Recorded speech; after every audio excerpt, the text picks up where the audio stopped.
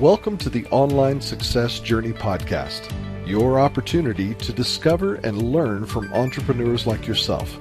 This is not your typical podcast, but a place where you can get the real story and find out how real people encounter speed bumps and detours, but journey through to find success. Now here's your host for the Online Success Journey podcast, Patience. Hello everyone and welcome to Online Success Journey. This is episode 242. Today we have Victoria Lioznyansky, who teaches introverts, entrepreneurs and businesses professionals how to overcome their fear of public speaking and become confident speakers. Hello Victoria. Hello, Patience. How are you? I'm fine, thank you. I know the clan here is anxious to hear your story, so let's get started with the basics. Can you tell my clan a little bit about your background, about what you did before you started your own online business? Absolutely. Happy to. Well, I am an introvert, and I bet a lot of your listeners are introverts as well. And so I think it's going to be really applicable to you because as an introvert, you do not really want to go out there and mingle with people and talk to people and socialize with people. And you need to as a business owner. And so what actually started my story of overcoming my own fear of public speaking is when I was a child, when I was about 10 years old, I was put in a situation where I had to recite a poem on stage, and they just gave me that poem literally a few hours earlier that day, and they said, hey, here's a poem, go on stage, you're going to recite it in front of a crowd of 1,000 people. It sounds completely insane and improbable, so let me give you sort of a background setting so you understand.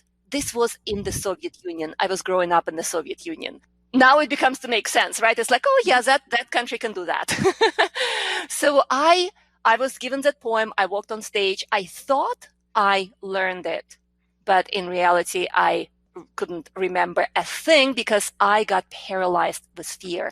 And this feeling is so familiar to so many of you. You know, you stand in front of a huge crowd. Your heart is racing. You feel nauseous. You feel you're sweaty. Your knees are shaking and you can't remember a thing. Your mind is completely blank. And so I was standing there and the audience is giggling. And finally, I just ran off stage in tears. And of course, that made an impression. And then for years and years and years, I was avoiding any form of public speaking until I moved to the United States. I was about 24 years old, I think, when I was already in the United States for a few years, and I started my first business, which was web development company. And that was years ago. I'm going to totally date myself. I'm very old, but this was like about 20 years ago. And back then you couldn't rely on internet to do a live stream and go out and find clients. You couldn't rely on a podcast. You didn't have those avenues just yet. You had to go the old-fashioned way. If you wanted to find clients, if you wanted to connect with your audience, you go out there and do public speaking. And I had to. So I went out there and I was trying, but I was still terrified. Just like so many of you who are scared of public speaking, you're probably practicing, you're probably trying to do it, you do it more and more, but you still feel terrified, you still feel very uncomfortable with it. You don't enjoy it. You still feel very, very scared of your audience. And so I've experienced all of that. But then I realized that I'm making some mistakes, and that's what really started my business, that what really started my Brilliant Speakers Academy program, is that I kind of started deconstructing my fear. I started figuring out why I'm scared, and I realized what I need to shift, what I need to change. And it took years. It wasn't one day thing. It literally took years. And I finally kind of realized how to do it so that you are enjoying it, so that you're comfortable in front of your audience, so that you're connecting with your audience.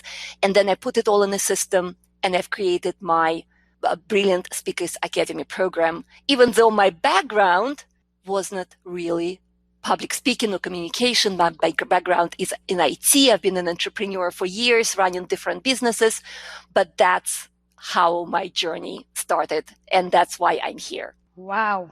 What a great background, Victoria. Wow. Okay.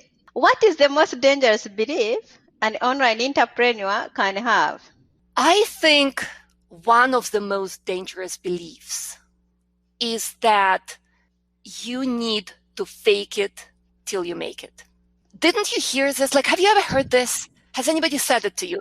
Fake it till you make it. If you are scared, go out there and fake it till you make it. And I think this is one of the most dangerous things you can do, particularly in this time.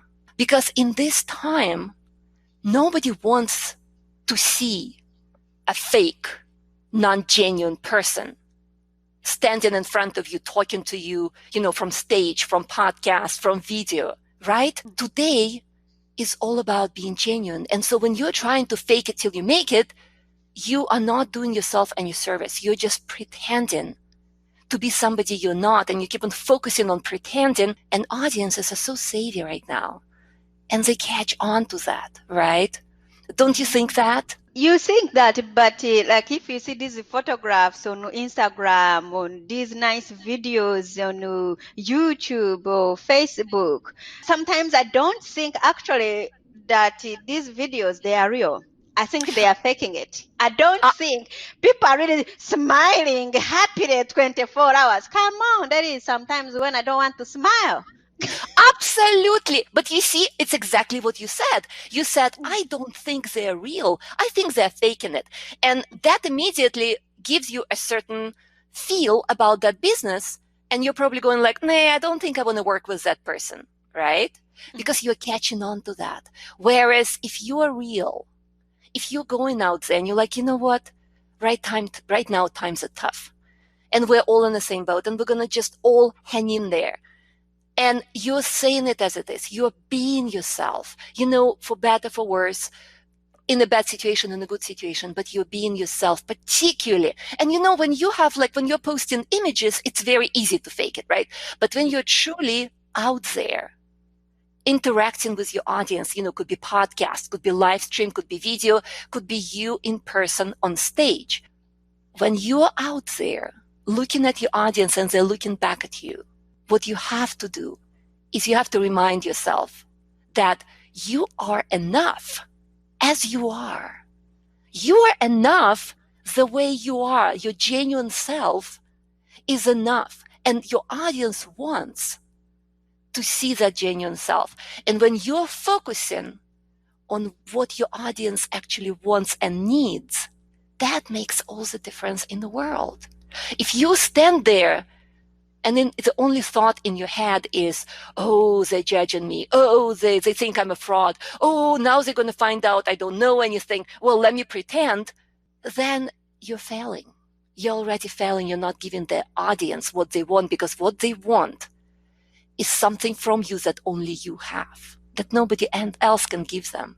And that's why it's so important to be genuinely you and not put that, that glossy front that a lot of businesses and so-called influencers, right, are putting up.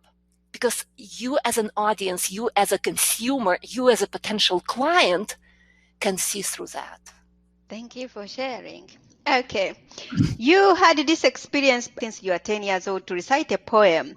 But really, Victoria, why do you do what you do? It's such a good question.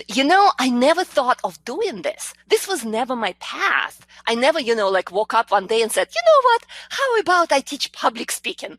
This was never, ever even a thing in my life. I was living my life. I had different businesses that had nothing to do with teaching public speaking. But in my corporate, I was in the corporate world. I was having businesses, owning businesses. But I was exposed to public speaking through those businesses and through my corporate jobs.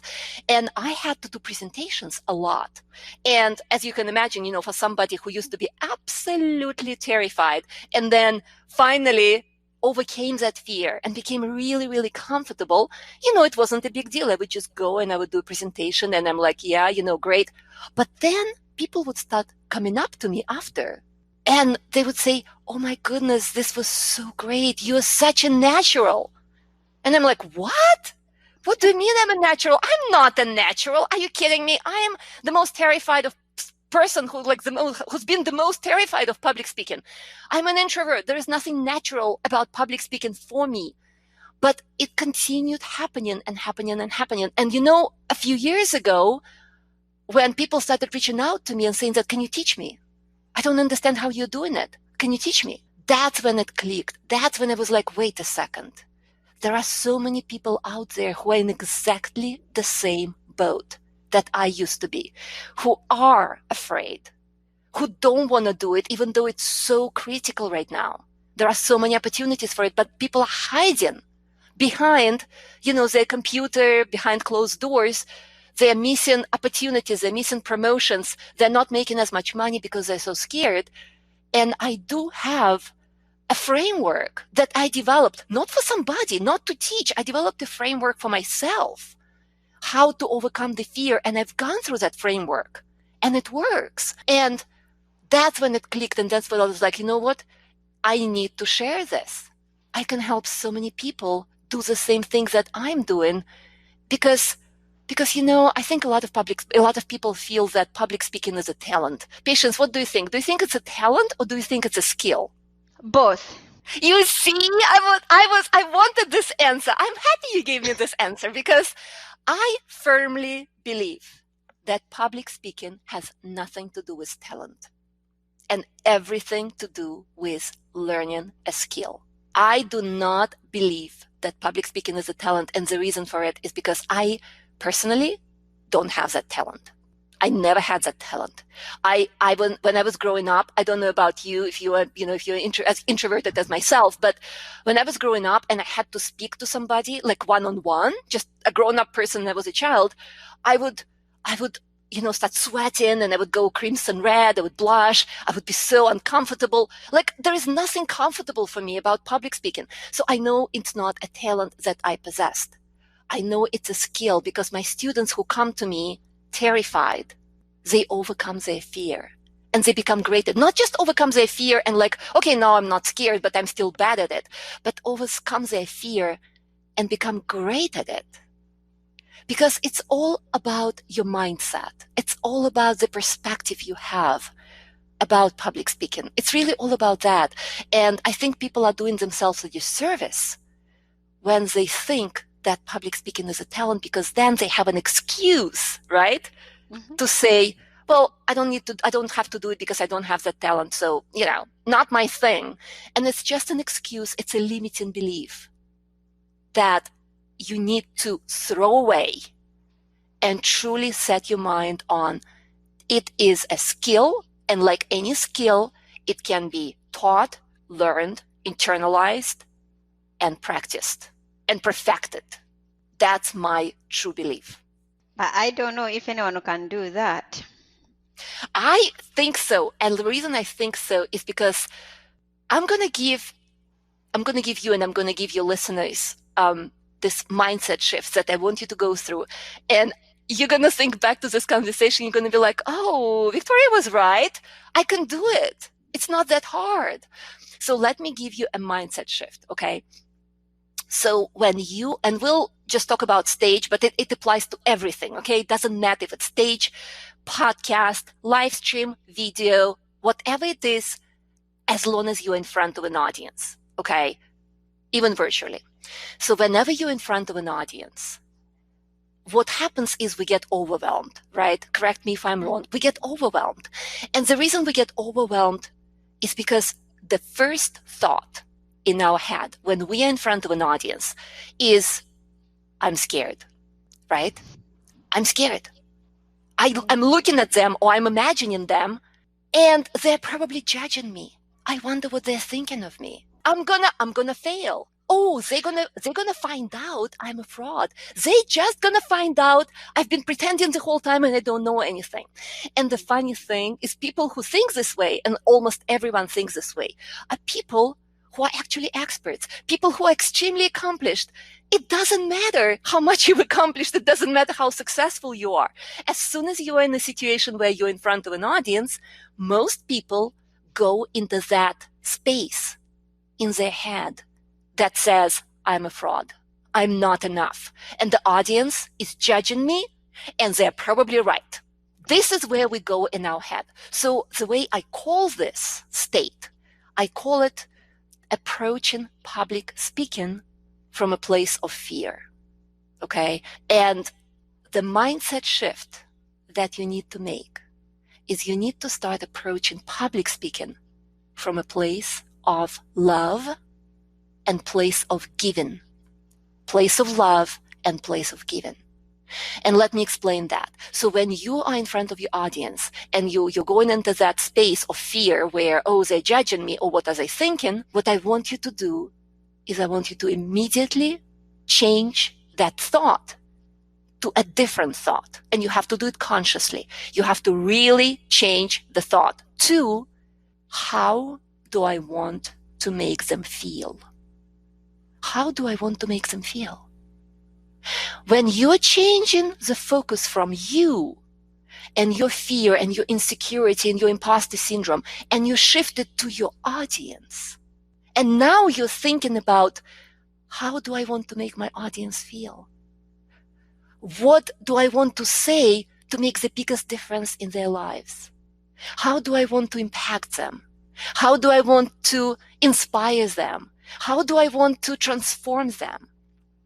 When you love your audience, truly love your audience, and you focus on what you can give to them, on the benefits to your audience, this is when magic happens, because our brain truly only focuses on one thing at one time. You're either focusing on your fear and, are they judging me? Am I a fraud? What am I doing here? I'm going to fail, right? You're either focusing on that, or you're focusing on your audience and how they feel. Not that they're judging you. That's not the focus. The focus is on your audience and how they feel and how you want to make them feel by the end of your presentation. And when your whole focus is on your audience and giving and inspiring them and transforming them and educating them and all of that stuff, then your brain starts focusing on that only. It stops focusing on your fear, and your physical symptoms of fear will begin to disappear. And in the beginning, you have to make this change consciously. You have to consciously change the question from what are they thinking of me to how am I going to make them feel? First, you do this consciously. But when you practice this often enough, when you keep on shifting the focus from you to your audience, it becomes automatic. At some point, you won't have to shift the focus. The focus will always be there. As soon as I go in front of an audience, or as soon as, we start recording the podcast right now, I'm immediately in that mindset. How can I help your audience? What can I say to help your audience the most? What can I do to inspire them the most? What can I do to make the biggest difference in their lives within that half an hour that we're chatting, right? And that when you make that shift, you don't have time to think about your fear. And you begin, and instead of approaching public speaking from a place of fear, you start approaching public speaking from the place of giving, from the place of love for your audience. Does it make sense? Wow. I think it makes sense because you have been in this business practicing it for a long time of how to get out of this fear. But if someone is practicing it enough, remember it's a skill, so hopefully you'll get there. Yes. Oh, no. Be optimistic. I hear non-optimistic notes in your voice. You will. Yeah, no, seriously. But one thing I want to say is that, and you just mentioned it, and that's why I thought of it, practicing. I don't believe that practicing is an answer. And let me explain that, because your audience may have been practicing already, right? And, your audience may have been practicing for years and they still feel scared of public speaking. They still feel uncomfortable. I don't believe that the act of practicing is the key. I think the key is practicing the right things. Because if you are going out there practicing public speaking from a place of fear, just what I've talked about, if you are out there practicing every day from a place of fear, you are not getting any better. Because in your head, you're still that person who is terrified of the audience. You're still that person who thinks that they are not enough, that they're being judged, and they're just trying to fake it. If you still staying in that space, it doesn't matter how much you practice. It's only when you shift the focus. It's only when you change your mindset. It's only when you follow this, love your audience, give to your audience mindset. Only that thing needs to be practiced. And when you're practicing the right thing, then you're going to start seeing results. So it's very, very important what you practice, not how often you practice or, whether you've been practicing or not. It's very important exactly what you're practicing. And you need to be practicing this mindset shift. Yes, we are going to know that we are enough as we are. We truly are. We truly are. And patience is just so interesting because like you and I, right? We live in different countries. We have different background. And if somebody said, okay, Victoria and Patience, you're going to give a talk on exactly the same topic. And here are the points you're going to cover, right? So we have exactly the same topic, exactly the same points we're going to cover. But you and I are going to give a completely different presentations. Why? It's not because of, you're better or I'm better. It's because each of us brings their own personality and uniqueness to the table. And that's why I believe we're enough. It's not that we're enough because we know more than everybody else does, right?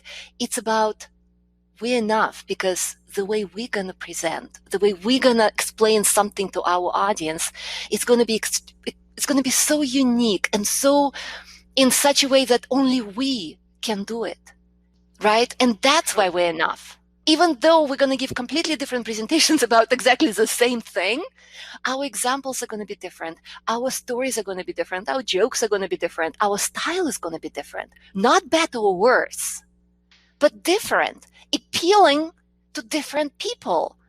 And I think that's the key is when you're trying to be somebody else, you don't believe you're enough. But when you're yourself, you know that there are going to be people out there that are your people that are going to love you for who you are. And then there are going to be people who are not going to like you because you're just not their person. But those people who are going to love you for who you are, they're going to be your best clients. That's why it's so important to always be yourself, because then you attract the people you need to attract. And you may even repel people who you need to repel. Not everybody needs to love you, but people who are going to love you for who you are because you are being yourself and you are enough are going to love you for real. That's why it's so important. Let's put man aside. How did you know you were successful? I've been an entrepreneur for years. And I've been very successful in all the businesses that I started. And so when I started this business, my focus wasn't even on, I'm going to make it a huge success. My focus was people told me that I'm great at this. People want me to teach them how I do what I do. How can I take my frameworks that I already have and build up on it and create it so that my students can repeat the process. So my main focus wasn't even on, I need to get a lot of students, I need to do this or that. My focus and where I was really, really trying to excel is trying to create a repeatable process, a process that anybody can go through and come in, being scared and terrified and come out feeling completely different, feeling confident and excited about public speaking and looking for opportunities, chasing opportunities instead of letting those opportunities get away from them. And so that was my focus when I started this business. And of course, with the first student, you never know, oh my gosh, what if this doesn't work? And then students started going through my program and I started seeing result. And it was such an unbelievable feeling, realizing that it works. My students are going out there and they're looking for opportunities and they're getting those opportunities and they're speaking and they're successful, because that's how I define my success. My success is my students' success. That's really how I see it. If I am able to take somebody who was scared and terrified and I make them a confident, compelling, and captivating speaker, that's my success. That's how I look that my business is successful. What have you learned from businesses as a whole? I've seen a lot of different situations. Obviously, I've had businesses in completely different fields. I've had a business that was web development. I had a business that had to do with real estate. I had and still have the business that teaches science to kids, and that's my local business in Houston. And then I have Brilliant Speakers Academy, which is my online business that I teach public speaking through. So I've done quite a few businesses and I've made tons of mistakes. But what I think, what has been going through all of the businesses that I've done, I think is a desire to help. I think you need to, if you're an entrepreneur, or if you're already an entrepreneur, you already probably know this, if you want to start a business, I think you have to have a mindset of a giver. Giver meaning that you focus all of your energy on giving something, on creating something that's going to benefit people. And when you focus on that, instead of just numbers or, dollars, when you focus on benefiting people, and this actually comes, it's so much in line with how I teach public speaking, which is funny because but you're focusing on benefiting your audience. But in business, when you're a giver, when you're focusing on benefiting your potential clients, when you're focusing on benefiting your audience, your customer base, you cannot help but succeed, because that's a key of entrepreneurship. That's a key of any successful business. You find something that your audience really, really needs. They may not even know that they need it. They may not even want it, but you frame it in the way that they want it. But in reality is something that they truly need, and you give it to them. You can't escape success. And that's one thing. That's one thing, is focus on giving. Focus on your customers. Always do the best for your clients. Always. And to me, this was so important because, there are a lot of businesses out there that do a lot of unethical things. I mean, we've all dealt with it. We've all seen it. And to me, it's very, very important to be the opposite of that. To be the business that always does things right, because I believe in it. And I believe that even if you don't make as much money today because you gave a refund, that maybe you didn't even have to give that refund, but you gave the refund because you felt that was the right thing to do from a personal perspective, you're going to get that money back and a lot more, because people see what kind of a person you are, what kind of a business you are. So always do the right thing. Always do what's best for your clients, and your business will succeed. It won't have a choice. It won't have a choice not to succeed. It will have to succeed. And there are going to be tough times. But if you continue focusing on your clients and continue focusing on giving, even in tough times, I think we can overcome it. I think we can be successful as a business when our focus is our clients. What is one thing no one knows about you? One thing nobody knows about me. Funny thing is that, well, I guess now a lot of people know it, but the fact that I'm an introvert, people don't know that about me. Because I'm a very social introvert. People think introvert is somebody who is like sitting in a hole and is a hermit who doesn't talk to anybody. I'm very social. I'm smiling all the time. I'm talking to people. When I'm in a social situation, I look very social. People never ever think I'm an introvert. What they don't know is that it drains me. when I'm out and about chatting with people and I'm being happy and I'm truly happy talking to people. But then I would need like a couple of hours to kind of, I'm drained, so I need to recharge myself, recharge my batteries, and I recharge my batteries when I'm alone. I love being alone. And so as much as I'm very social, people really don't realize I'm an introvert. It doesn't come across. Like when I'm on video, when I'm on stage, whenever I'm interacting, people never believe me when I say I'm an introvert. They're like, nah, you're not an introvert. You're the most extroverted person we've ever seen. It's like, oh, trust me. I'm an introvert, all right. Have a mentor in your businesses? I have several mentors, and the way I found those mentors is by taking their online courses.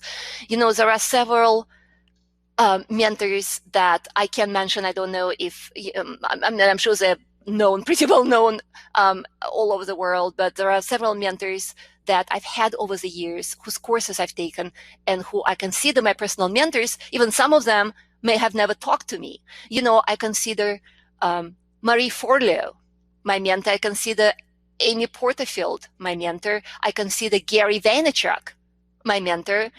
And Louisa Joe. There are so many people that I feel are my mentors. I don't have a mentor who is my, a local person that we meet for coffee and that person is my mentor. I don't think it's necessary at this day and age to have a mentor like that. I think with the online world and with the communication so open through so many channels, you have Zoom, you have Skype, you have so many things. It's so much easier right now to find a mentor in the online space. And when you find somebody like that, you consume everything that they produce. And again, they don't even know they're your mentor, but they are. They're making a difference in your lives and making a difference in your business. And I do believe that I'm such a mentor for a lot of people as well. What is the most valuable thing your mentors has told you? My favorite mentor, who is Louisa Joe, she always says that it's all about your mindset. It's all about your mindset. It's all about how you make yourself feel, what you believe in your heart. And it's work. Mindset is not just, some unicorns and ponies running around. It's actually work. You have to really sit down and you have to remind yourself of who you are and what you believe in, and know deep in your heart that you will be successful. But you have to work on this. You have to affirm it in your mind. And, she's a multi-seven-figure entrepreneur in the online space, and she's got there through her mindset, through believing in herself, through doing the work. I think a lot of people also confuse believing in yourself and think will magically happen. No, it's not enough to just, have you seen those people who like sit on the couch and go like, I watched The Secret, I'm all set now? No, you watch The Secret. You don't tell us about hard work. No one wants to hear the word hard work. Hard work? No. Yeah. People think it's going to be about it. I'm meditating about it. You can make it easy, but it's still going to be hard work. You can make it appear easy, but it's still hard work. You have to combine, mindset and believing in yourself and, creating these affirmations in your mind and visualizing your future and all of those things. But you have to combine them with going out there every single day and working hard and hustling and leaving no stone unturned. And when you do that, when you do those things together, when you believe in yourself, when you visualize what you're going to do with your life, and every single day you go and make a tiny little step in the direction that you have what you're very clear about, that you already visualized in your head. When you make a little step every single day in that direction, that's when you succeed in business. Not when you just visualize and go like, okay, things will just happen because I'm visualizing over here. That doesn't work. Your vision board is only going to work if every single day you look at your vision board and then you're going to like, okay, what is the next step I'm going to make to come closer to my vision? and then go and do that step. That works. Wow. Yes, action. Everyone, I Action. think you had action. Look at your vision dream board and just go and take action. Start working on Yes, your future dream. yes. And you know what? But I want to make it very clear that action doesn't have to be this gigantic action, because I think what happens with people is when they think that they need to make a gigantic action, they get so overwhelmed that they don't take that action, right? And that's why I said little steps. So think of a big action you need to make, but then you break it into little pieces and you say, okay, what is the smallest step that is totally feasible for me that I'm going to make today so that I am one step closer to my vision board or to my whatever my goal is, right? And that step could be write an email, or that step could be listening to today's podcast and taking, what I recommended to practice in public speaking and actually practicing it with a friend or practicing it in a small group. Taking tiny little steps that's totally feasible and making it, but making it consistently. Small action consistently over a longer period of time will always, always be better than trying to make a huge action today, getting overwhelmed tomorrow, and giving up on your dream 3 days later.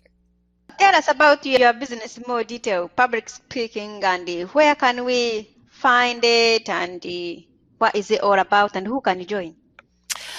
So I work with my students through my online program, which is called Brilliant Speakers Academy. And it's actually, seriously, guys, it's an awesome, awesome program. It's the only one on the market that I know of where I don't just teach you public speaking tips and tricks and, how to talk, how to walk, how to, engage with your audience.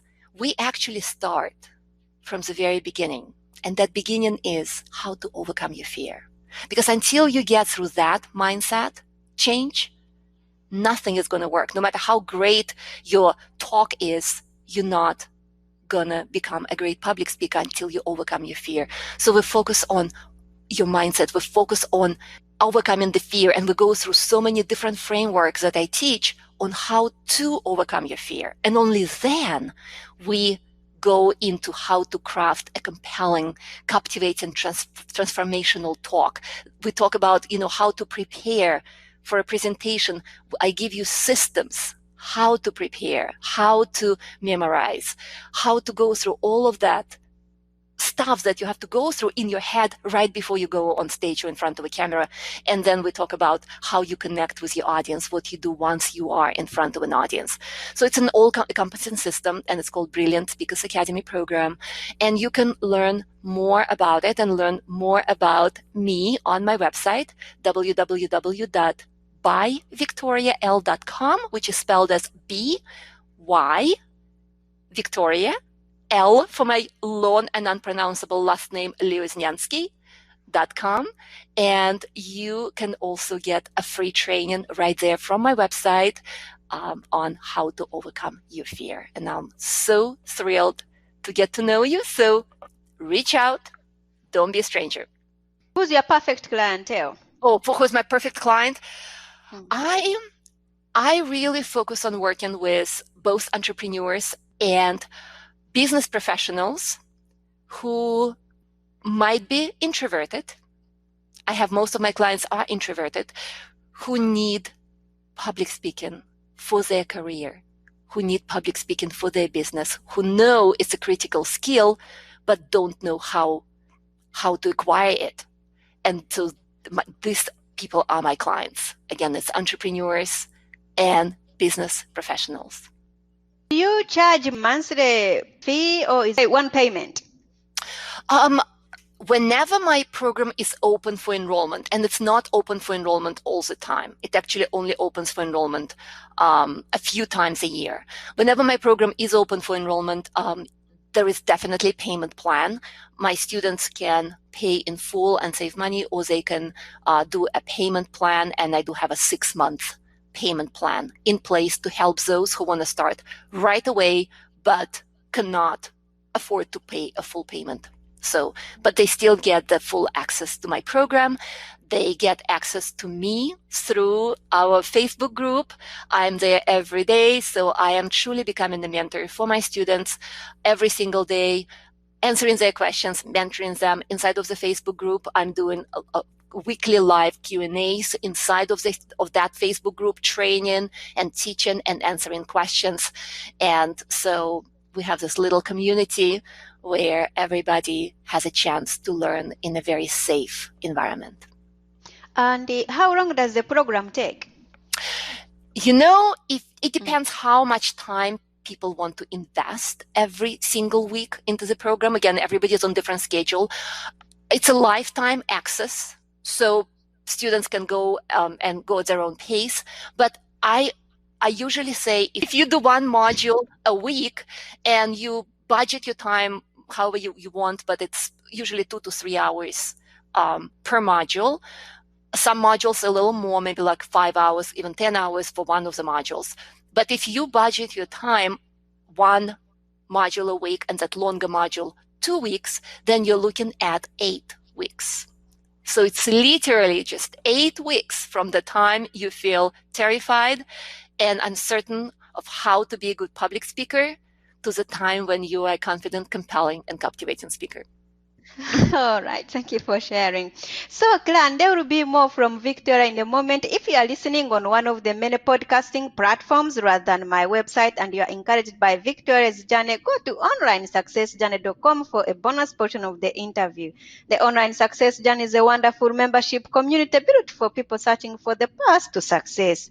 We are one big clan and you can be part of this community for free. Once you have joined the clan, click on part 2 of Victoria's journey or over 200 plus other journeys that are available and learn how you can find the right path for your own online success journey. That's a wrap, clan. Remember, success is a journey. Patience and Victoria. This is not the end of the journey. We hope you've enjoyed listening to part 1 and want to be sure you know there is a second part to this and every journey podcast at onlinesuccessjourney.com, filled with even more success tips, uplifting stories, and even a bit of fun. There are dozens of episodes only available to the members of the Online Success Journey clan. Check out the website and click on Join the Clan for more information. Patience would like to thank you for listening to this podcast, and she has a free audio gift for you at her website. Go to onlinesuccessjourney.com for instant access to this gift. Of course, you know that listening to the journeys of others helps each of us chart our own path. So make sure you're subscribed to be notified as each new interview is posted. There are so many ways to stay connected to the Online Success Journey and to listen in. And if you're enjoying the podcast, we appreciate your help in telling others. One of the best ways to share the benefit you get is to rate and review it at Stitcher and other sites by clicking the stars or completing the ratings form, by clicking thumbs up and leaving a comment on YouTube, or liking and sharing the podcast on social media. To review the podcast within iTunes, simply open iTunes to the podcast, click on Ratings and Reviews, then write a review. On behalf of Patience, and until next time, thanks once more for listening. It is our hope that this podcast will guide you on your own online success journey.